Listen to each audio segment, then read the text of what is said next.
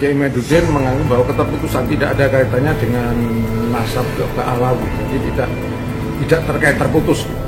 Nah, dasar dari Robiatul Alawi ini yang mengurus tentang terah-terah para habaib itu lembaga ini berdiri pada tahun 1908, mendapat dukungan dari Belanda. Nah, referensinya siapa? Referensinya adalah seorang sejarawan dari Belanda, yaitu Van den Berg.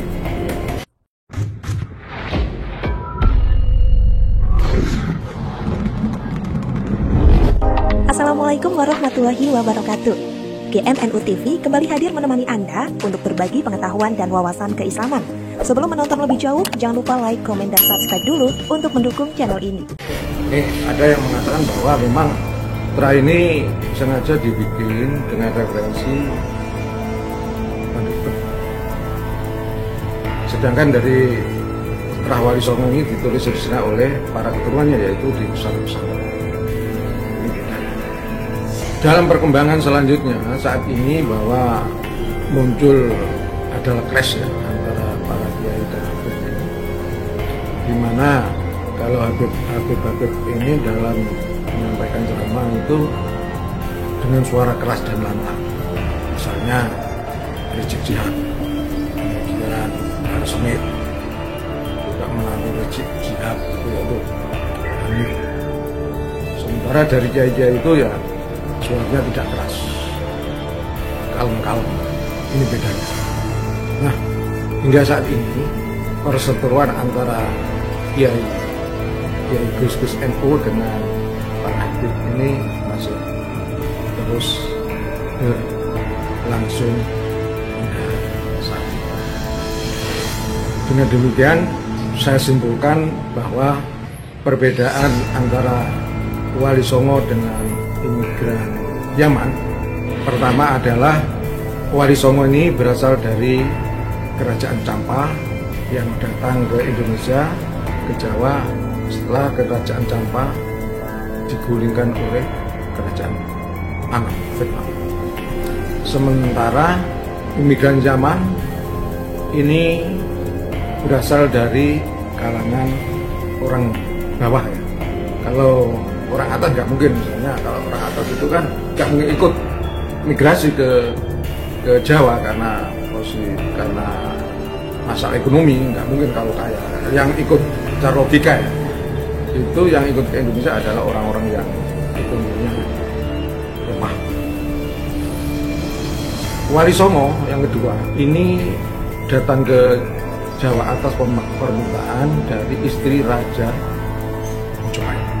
Sedangkan orang-orang Yaman ini didatangkan oleh Belanda karena Belanda memang membutuhkan tenaga-tenaga dari orang Yaman untuk menduduki posisi Departemen Agama, karena para kiai nggak mau bekerja di Departemen Agama. Salah satunya adalah Syekh Nawai Al-Albani, tokoh-tokoh dari Surabaya, di Jawa, dari Sumatera, dari Pekalongan nggak ada yang Belanda mendatangkan orang zaman ini dalam motif satu ekonomi. Untuk menjaga ekonomi maka mendatangkan orang-orang zaman yang begitu kaya ya. Yang kedua adalah untuk mengisi posisi-posisi. Tapi posisi ada, tapi sebelum menempati posisi ini mereka disekolahkan kuliahkan di Mekah. Kemudian untuk menempati posisi salah satunya adalah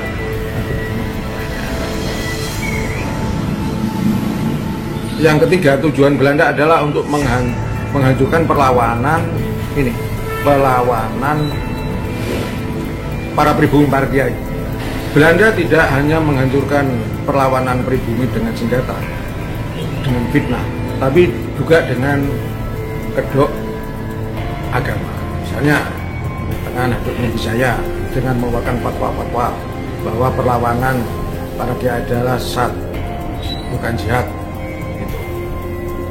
Kedua, bahwa Habib Nabi saya dan Senogorgone langsung belajar dari Mekah asli. Nah, ini ada yang percaya, ada yang percaya adalah dari Aceh, sehingga orang-orang Aceh yang bertempur akhirnya kalah.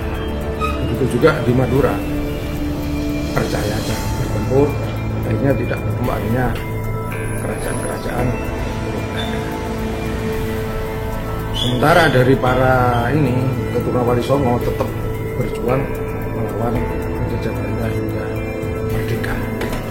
Perbedaan selanjutnya adalah kalau Wali Songo ini menempati di tempat namanya Pekauman, sedangkan kalau orang Yaman namanya Kampung Arab. Jadi beda ya antara Pekauman dan Kampung Arab. Begitu juga soal perkawinan. Jadi kalau keturunan dari Wali Songo ini mau menikah dengan orang pribumi, sedangkan dari orang imigran Yaman ini tidak mau menikah dengan pribumi dengan alasan untuk menjaga kemurnian keturunan. Makanya dari zaman Belanda hingga sekarang wajahnya itu tetap wajah. Selanjutnya dari keturunan Wali Songo ini selalu berdekatan dengan para pribumi dan berdakwahnya dengan cara-cara halus, dengan cara-cara yang tidak kasar, dan bisa mengislamkan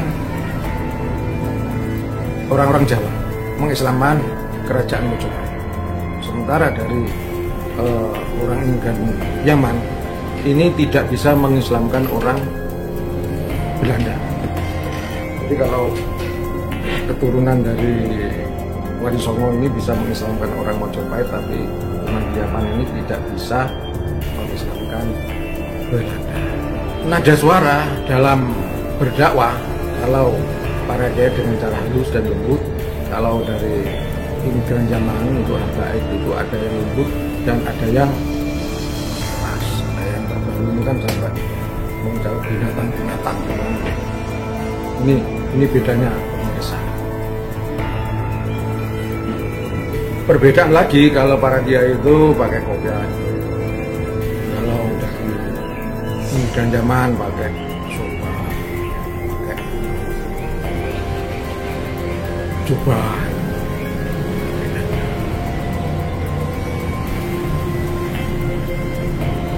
Inilah tentang perbedaan dari Wali Songo, Duriya Wali Songo, imigran Yaman, sampai Duriya